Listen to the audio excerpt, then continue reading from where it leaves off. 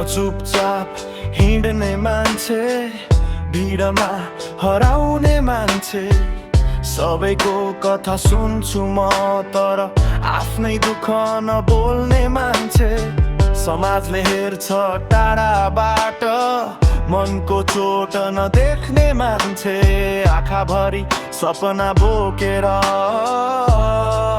एक्लै लड्ने मान्छे। सालदेखि सिके कसैको बल खोज्नु हुँदैन, किनकि यहाँ आँसु देखेर कसैले हात बढाउँदैन।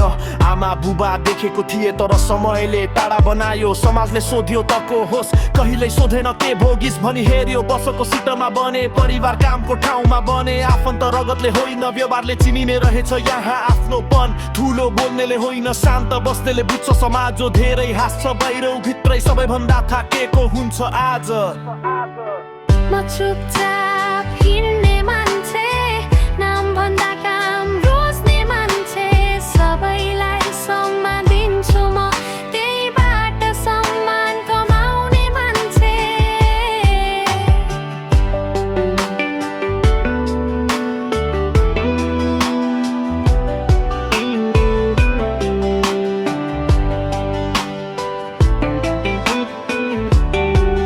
यहाँ पैसा आयो भने मान्छे बढ्छ, पैसा गयो भने फोन काट्छ। सपना देख्ने गरिबलाई समाजले रियलिस्टिक हुन सिकाउँछ। हाइड्रोको साइट, बिहानको घाम, पसिनामा लेखिएको मेरो नाम। सुट छैन, स्टाइल छैन, तर इमानमा कहिले दाम छैन।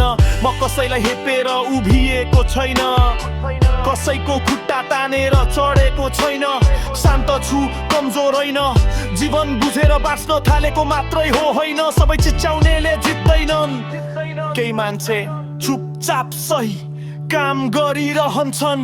म चुपचाप हेर्ने मान्छे, ढिलो सही तर साँचो मान्छे। समाज बुझेर बाँचेको छु, त्यसैले आज म झै बाँचेको छु। म चुपचाप हिँड्ने मान्छे, ढिलो सही तर साँचो मान्छे। समाज बुझेर बाँचेको छु, त्यसैले आज म झै बाँचेको छु।